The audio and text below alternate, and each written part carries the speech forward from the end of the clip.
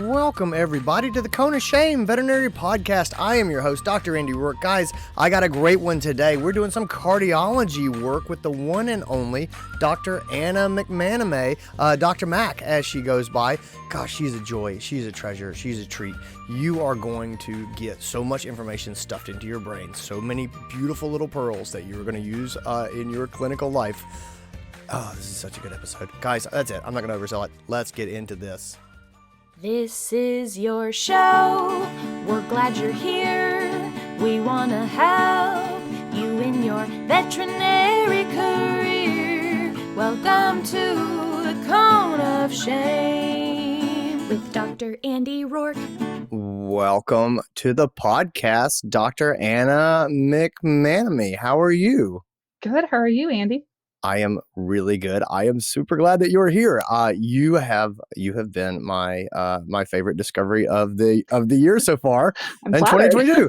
I sat next to you just in Orlando at the VMX conference, and you are just delightful. And I enjoyed talking with you so much. And I said, would you come on and talk to me about some cases? And you, like a sucker, you were like, okay, and here you are. Like I said, I'll talk about the heart as long as someone will listen. So. Oh, yeah. It's awesome. Well, thank you for being here. You are a board certified veterinary cardiologist. You are a clinical professor at Purdue's College of Veterinary Medicine. You are a lecturer. Like I said, I met you at VMX and I asked you what you were talking about and you told me some stuff and I was like, that's really cool. And so thank you for making time to be here. I really do appreciate it. My pleasure. All right. I have a case for you. Are you ready? Okay. I'm ready. All right. I have a 12-year-old male-neutered Maltese named Higgins.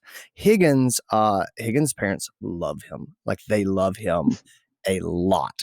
Higgins has had a heart murmur for a long time. Like, as long as I can remember, going back to young age, he's had a heart murmur. He is in now for coughing. And that bothers me a lot because he's had this heart murmur and now he's coughing. What I'm tripping up on a bit is the fact that I'm listening to his chest. I'm not hearing any crackles, any wheezes. There's maybe some upper airway kind of referred sounds. He pants all the time. And so he's panting, which I go, but then I listen. And I'm like, I don't hear anything in his lungs. I take chest rads and he's got like this mild broncho interstitial pattern. They kind of look just like old dog lungs to me. Like what I'm not seeing is a bunch of fluid around, his heart. He doesn't have distortional displacement of the trachea, anything like that. His heart doesn't seem to be abnormally shaped. Let me just pause here and ask you and say, given Higgins and kind of what I'm laying down, am I right to be concerned about this cough? I don't feel like he's a congestive heart failure guy, and I'm worried about putting on medicines forever. Can you give me some guidance? How do you treat this, Anna? Yeah, absolutely. I think there's a lot that we can break down. I think the most important thing that you did is honestly taking the chest x-rays. So I would say that this is something that I can't emphasize the importance of it enough. And I think with cardiologists, everyone assumes that our most important tool is echo, but really the chest x-rays is the most important test that we have, especially anytime we're worried about congestive heart failure, which I think is a very appropriate differential for any coughing dog with a murmur, regardless of its chronicity. So I'd say kudos for that, first of all, because that's really, really important and really helpful. The other thing I want to comment on is, the chronicity of the heart murmur. I get a lot of these dogs that have a heart murmur, quote unquote, forever since they were young. And so sometimes I want to make sure, is it really for forever? Is it a congenital heart murmur, or are we talking like for just years now? Because that can change my differentials. Yeah, I think I probably overstated it. I think it's probably for years now. I don't know that he was born this way. Yeah. And we get that all the time. And it's from our clients to say, oh, well, he's always had a heart murmur. But when we say always, it's like, oh, for the past 5 years. But we're just keeping an eye on it. That's usually what comes in. So with these, knowing the location of the murmur is really helpful. So with the small breed dog, an older dog that's had a chronic murmur, I'd say mitral valve disease is the most likely. So that's going to be a left-sided systolic murmur. We call them apical just because they're lower towards the mitral valve instead of towards the stern, or towards the spine as a dorsal basilar murmur. So that's a very classic presentation. Things that can really help me further evaluate if it's congestive heart failure. So history in addition to the x-rays.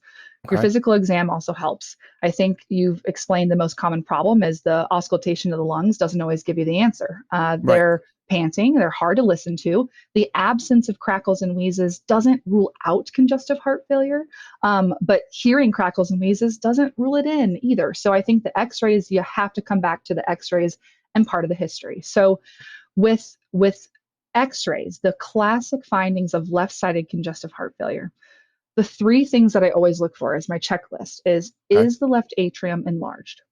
So there are objective ways of looking at that. We call it the vertebral left atrial score. And there's some really cool resources out online, like on VIN, some Landsvisser papers that have come out. But this is a newer thing. It's a vertebral left atrial score.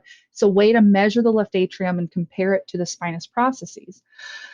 You can look at it subjectively. So is that carina? Is that where the tracheal bifurcation exists? Is that pushed dorsally towards the spine? Yes or no?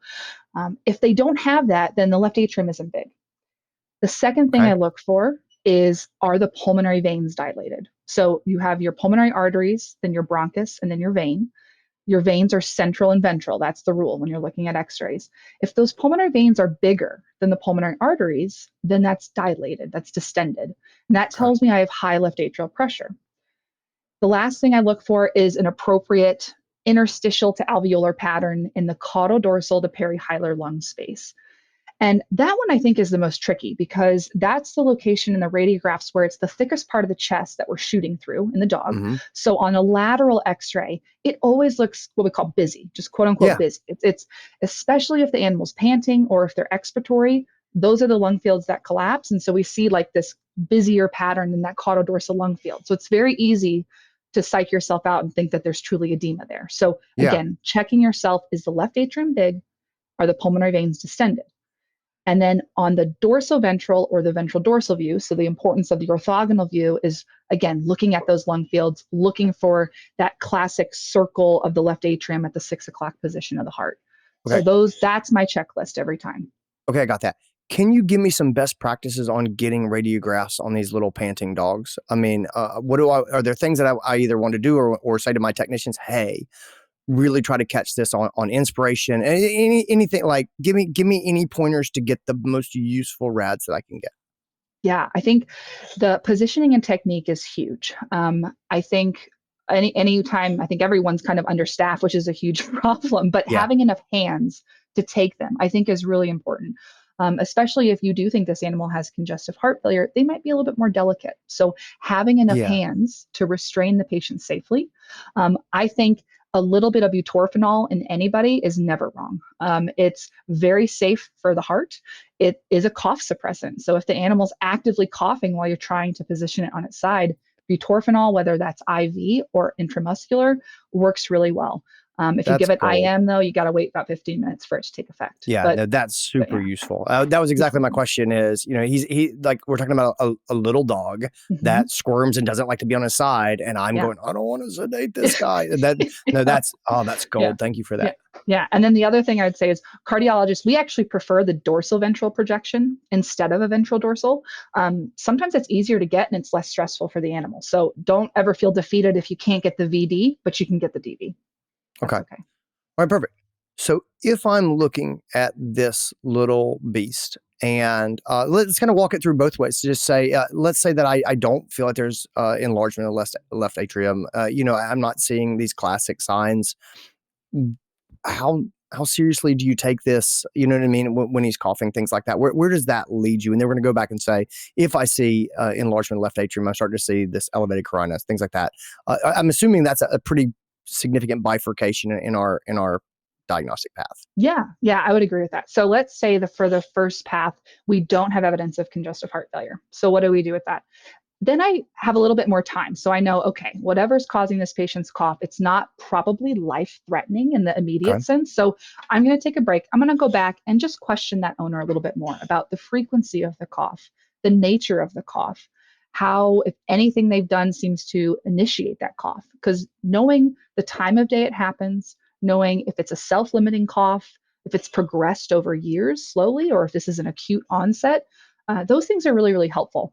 I think it's a little bit harder just from my own clinical practice of trying to get owners to say it's a dry cough versus a wet cough. I think that's hard for them to kind of suss out. So Yeah. I don't put too much stock in that comment of, oh, it's dry or it's wet, but is it hacking cough? Is it in the morning when they wake up? Is it when they're excited? Is it after they're drinking? Or is it when they're trying to settle down and go to sleep? And it's all during the night. So those things kind of split my differentials a bit. Okay. So when you're seeing coughing first thing in the morning, is that pushing you more towards maybe early congestive heart failure, things like that? Or yeah, so walk me through that a little bit. Just say if they say, oh yeah, I hear it early. My training had always been, coughing first thing in the morning is generally a sign of heart disease, things like that. Coughing when drinking water, what does that tell you? Does that lead you more towards tracheitis, upper respiratory? Okay. Walk me through those. So classically, congestive heart failure and heart disease coughs, classically they happen at night. So we kind of call it a nocturnal dyspnea or a nocturnal cough. It's usually when the heart rate's slower. It's usually when they're trying to rest down. That pressure they put on their chest when they lay down in a sternal position, it elevates the heart in the chest and they get this mainstem bronchial compression. And so we can actually see coughing when they're trying to settle down to rest. When they are coughing when they're excited or when they first get up in the morning, I do still think about the heart as a possible differential, but not failure. I think about the sheer size of the heart. Again, the left atrium, it sits right in the middle of the mainstem bronchi where those two bronchi come off of the carina. It sits right in the middle. So when we get severe left atrial enlargement, even if there's not heart failure yet, we see this compression of those bronchi. And so any type of excitement, any type of position change, when an owner picks them up under the chest because they're a little dog, it'll initiate a cough cycle. But otherwise, after the drinking, tracheitis, excitement causing the cough, I'm thinking collapsing trachea, mainstem airway disease. That's where my brain's going. Right. No, that totally makes sense to me. Hey guys, I just want to jump in real quick with a couple of updates. Number one, if you have not seen our transcripts yet, you got to check them out. Banfield, the pet hospital, has stepped up in the name of inclusion, equity, and diversity to help make our content on the Code and Shame Veterinary Podcast and the Uncharted Veterinary Podcast open and free and available to everyone in different formats. I could not do this without them. I wanted to make this happen in the past. They answered the bell and they have made this thing real, and I'm so deeply grateful to them. And so anyway, if you want to see the transcripts of the podcast, they are there. Check them out. The Cone of Shame podcast transcripts are at DrAndyRoark.com. The Uncharted Veterinary Podcast transcripts are at UnchartedVet.com. Speaking of UnchartedVet.com, this week on the Uncharted Veterinary Podcast, my friend Stephanie Goss and I, we have a love letter to all of you practice managers, you medical directors, you practice owners, you head technicians, you head CSR office managers who have leadership things that you need to do, but you don't get to do them because you're always being pulled onto the floor. How do you say to your people, I want to help you, but I really do need to do these other things so that our practice runs without them feeling like you're abandoning them or you're turning your back on them? How do you feel okay about that? Guys, that's what we get into. If this resonates at all with you, you got to check this out. I haven't heard anybody else talk about it. Stephanie and I are talking about it a lot because, man, with practice being shorthanded and everybody being busy, it is hard to take time to actually do the leadership management things that have to get done. And you can hurt people's feelings when they're like, hey, can you hold this cat? Or can you put on the lead apron? And you're like, no, I can't. That's hard. Anyway, that's what we're talking about. If that resonates, go over there, check it out. It's a great podcast, if I do say so myself. I really do love it. The only other thing I want to tell you about is on March the 13th, we have a virtual workshop with the one and only Dr. Saya Clement. This is on clientele curation. Guys, there are clients that get you and get your practice. They see you, they see your values, they see what you care about, they see what your worth and your value are, and they trust you, and you understand and see them, and those are your great clients. They just match up with you in a deep way, and guys, they tend to be compliant. They tend to communicate well with you, and you communicate well with them. You guys hear each other. Man, those are your clients, and everybody's got different clients, but you have your clients. And if you think about them for a second, the clients you really love to work with, you know who I'm talking about.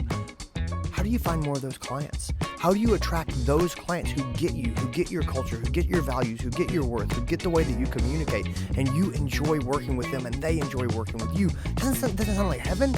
I always used to say, the goal of being a veterinarian is not to be book solid. It's to be book solid with people who trust you and who see value in you and who you get and who you understand.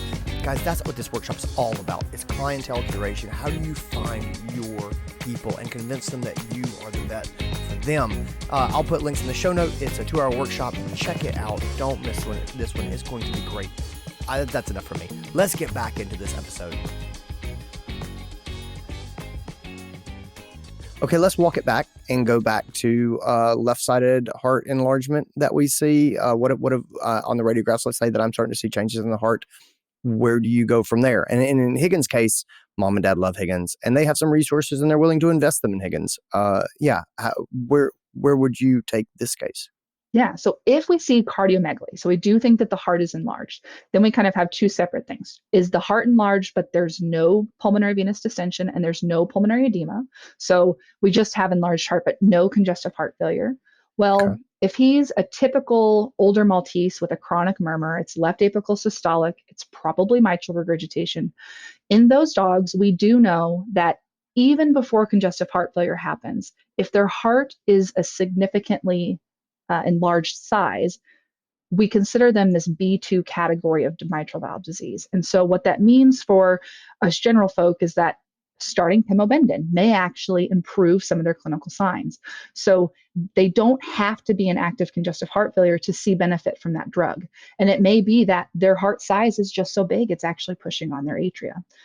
We can see dogs that have syncope or passing out before congestive heart failure. Again, they just have pretty bad disease, but they haven't decompensated yet. So pimobendan is a trial drug that I'll use for those patients. And if they improve on it, then they stay on that lifelong. If they have a big heart, chronic murmur, they're older, the other important diagnostic step that I recommend for general practitioners is a blood pressure. So we're trying to screen for systemic hypertension. I'm actually more worried about hypertensive patients or even pre-hypertensive patients with mitral valve disease than I am for them ever being hypotensive, because they come in their office and there's tails wagging at you. They're probably not hypotensive, but screening for that even pre-hypertensive state, having a blood pressure over 150 millimeters of mercury is pre-hypertensive.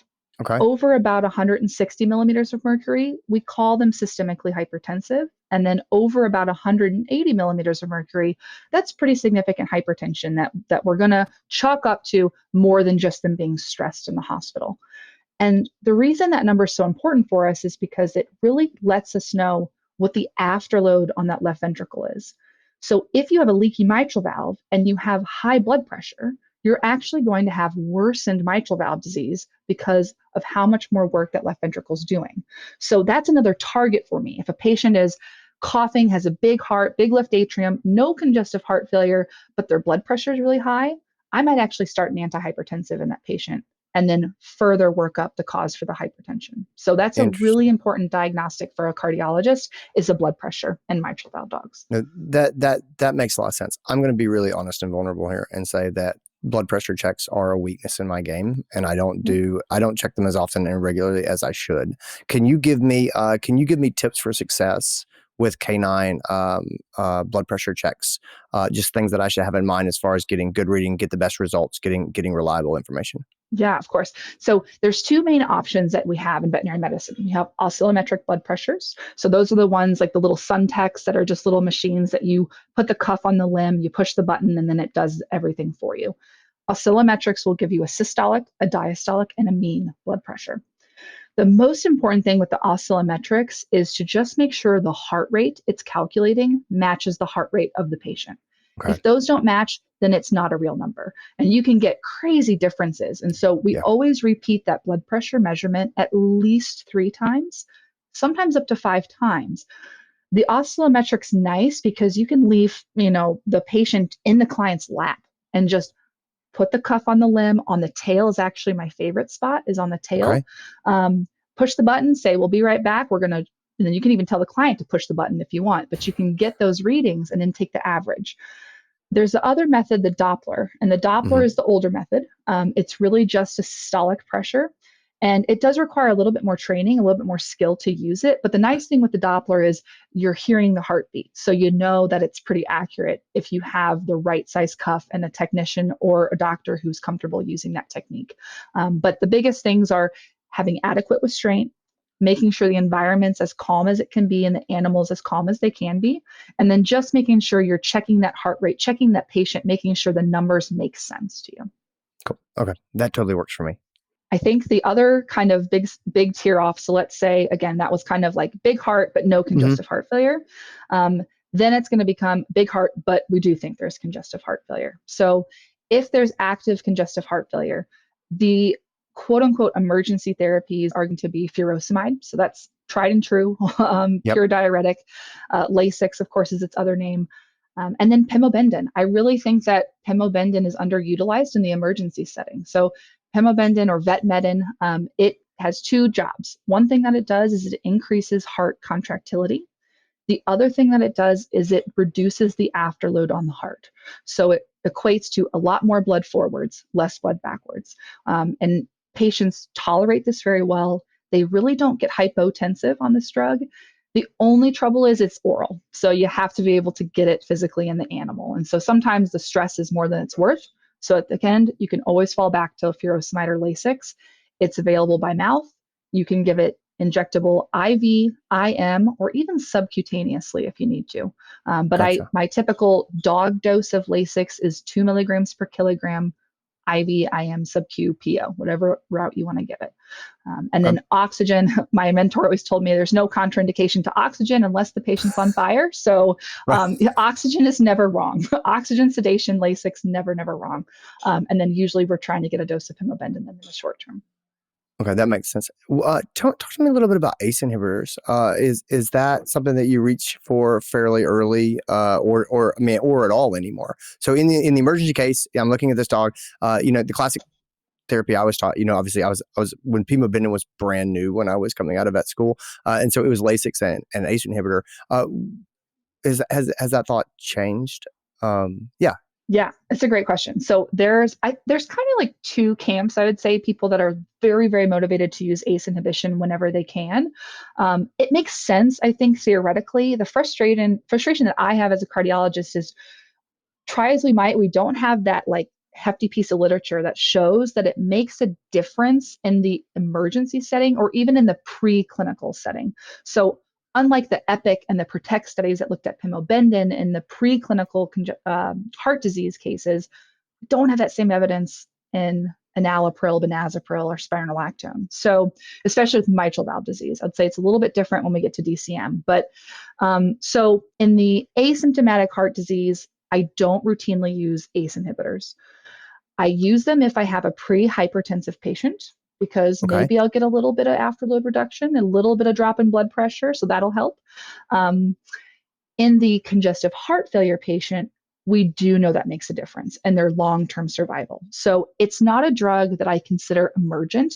Like giving that dose of enalapril then and there in the emergency room is not going to make the difference for that patient. But long-term, absolutely. I try to get them all on it. There's enalapril, benazepril. A common question I get is one better than the other? No, one's not better than the other. It's purely preference. Benazepril may last a little longer in the bloodstream, so maybe you can get away with once a day dosing instead of twice a day dosing. But both have similar risks of azotemia developing in these patients. It's very, very low risk, but it's still enough that we always recommend checking renal values before starting. ACE inhibitors also, I don't like giving them to patients that aren't eating or feeling very well, just because it can kind of further worsen that nausea and appetence. But enalapril or benazepril is great. Spironolactone, that's an aldosterone antagonist. We all learn as a potassium-sparing diuretic. It does do those things, but it's an aldosterone antagonist. Also has great benefits. So emergency drugs, for me, Lasix and Pemo, long-term management, some type of ACE inhibition, and some type of aldosterone antagonist, which is usually spironolactone. Can you talk to me a little bit? So we're going down this sort of emergency rabbit hole, but I really love it. So I want to go a little bit deeper. Okay. So yeah. Can you talk to me a little bit about sort of follow-up care? So we're doing 2 mg per kg of furosemide. We're trying to get the coughing sort of under control. Mhm. Is it dose to effect? I mean, are you watching for coughing and you were going to administer? I know the dosing range on furosemide or Lasix is pretty large, and I always look at that and it's something like 2 to Yeah. 12 milligrams per Yeah, kilogram. it's a little It's a big unhelpful, range. isn't it? Yeah, exactly. So I'm kind of like, we're going to do a little bit, and then we're going to watch and see, and Mhm. then can you give me some guidance there? Help me make that less gut instinct, and give me some things I can put my feet on. Yeah, absolutely. So again, I think for dogs, 2 milligrams per kilogram is a very appropriate starting dose. If you have an animal that is, coughing and a little bit tachypnic, you can probably wait another few hours before redosing them, but you're going to have to treat every animal a little different as it comes in. So you'll kind of use your clinical judgment for that. The nice thing about Lasix is that it works pretty quick. So if you give an injectable dose of the drug, I would expect the urine production to peak within an hour of giving that drug. So if that animal makes urine, urinates, has a big bladder after about an hour, then you know your dose did its job. Now, usually got to go let them pee because then they're uncomfortable holding their bladder. But Mhm. once you've done that, you're in the right direction. Then usually you can consider redosing them. So if their coughing hasn't gotten any better, honestly, the most important monitoring for these dogs is their respiratory rate. So their respiratory rate is what I use in the clinic, and it is what I use for clients at home. A normal resting respiratory rate in a dog or a cat really should be below 30 breaths in a minute. We give them a little bit of leeway and say less than 40 breaths per minute is a normal resting respiratory rate in the hospital. So I'm targeting that number. So if I give my dose of Lasix, wait the hour, the urine is made, the dog pees, and we're still having a respiratory rate higher than 40, doesn't include panting, but true resting respiratory rate, I'm going to redose. And we're going to keep going until we get to that lower rate. I would say most dogs that come in with respiratory signs that are very mild and it's just kind of coughing probably need about 4 to 6 mgs per kg their first day of congestive Okay. heart failure. The ones that come in for tachypnea, like that's the sign that the owners know, they're going to need more like 8, 10-ish mg per kg their first day. But then once you get that edema gone and they're breathing comfortably, their respiratory rates are less than 40 again, that's when we transition to an oral maintenance dose, which is usually going to be about 2 mg per kg. BID is a very common, very appropriate starting dose for dogs. Okay, that's awesome. That is super helpful. I want to jump back real quick back to Higgins, undiagnosed heart disease at this time.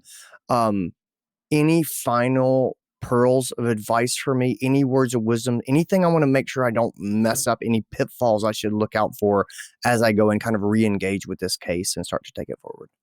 Yeah, I think the most important diagnostic you've already done, which is the chest X-rays and your physical exam. Blood pressure would be the other diagnostic to consider, and then you can always offer blood work. But if you've ruled out the life-threatening causes of the cough, that's the first important step. I would say in terms of client education and potential trial therapies to do, because they want the cough to stop, is have them start counting respiratory rates at home. Make sure that number stays below 40. I would say in terms of trial therapies, things that we'd say, if we don't know, we're just assuming it's mitral valve disease, but we've done the RADs, we know that it's not congestive heart failure. Trial therapies for cough, usually trial of doxycycline, just treating anti-inflammatory, treating potential mycoplasma infections, those kinds of things. Then my next step is considering a tapering dose of steroids. So low dose, but tapering dose of steroids, whether that's Temerol P or truly prednisone, and then cough suppression. It's kind of sometimes the thing we're last with left. So always considering that as kind of our final thing. But if you've done the important part of ruling out congestive heart failure and the animal's otherwise stable, then you have some time to think and to work. What's your favorite cough suppressant? My go-to is hydrocodone. I do hit them pretty Okay. hard. We're having shortages again. So Yeah. Lamodal is another one. It still is controlled though. Lamodal is still a controlled drug. Getting some shortages of that as we see everyone going to Lamodal now that hydrocodone's on a little bit of a shortage. But those two drugs are the ones I have the most success with, truly suppressing the cough. Dr. Mack, you are amazing. Do you have any recommendations for people who are just like, man, vet cardiology is amazing, and I would love to learn more? What's your favorite resource for people to go and just brush up their game? Yeah, that's a great question. I think that we need to do better and make more. I'm spoiled and I've just been surrounded by very intelligent people that have it all figured out. So I just go down the hall and have a chat. But I would say there's, if you just want some more questions about like the physiology and hemodynamics, honestly, I laugh when I say this, but there's a gentleman called Ninja Nerd. I don't know if you're familiar with him, but I am not. he's a human physician's assistant, and he has these amazing YouTube videos that he just draws on whiteboards and just talk like anything. This is how I studied for boards. Was Ninja Nerd. You listened to Ninja Nerd yeah, to study for your cardiology boards. Okay, but I'm sold. But even for other stuff, but it just, if you just want to hear it in a different way from a different person, a lot of cardiology between species is the same. So you can go to human resources. It doesn't have to be veterinarian. I think there's a lot of good posts on VIN, honestly, and message boards there. But my goal is to make some more resources, because I think that it's a topic that's intimidating for a lot of people, but it's one I love. So whatever I can do. You let me know when you get that up and going, and I'm happy to support you as I can. You, as I said, you are amazing. I'm going to put links. Wanted to check out some Ninja Nerd videos, and I'll put some links in the show notes for people who want to check it out. Thank you so much for being here. You're really amazing. It's my pleasure. Thank you for having me. And that is our episode, guys. I hope you enjoyed it. I hope you got something out of it. If you did, as always, the kindest thing you can do is leave us an honest review wherever you get your podcasts. It really means the world to me. It's how people find the podcast. It's nice feedback for me and my team and all the hard work that we do. So, guys, that's it. Take care of yourselves. Be well. I'll talk to you soon. Bye.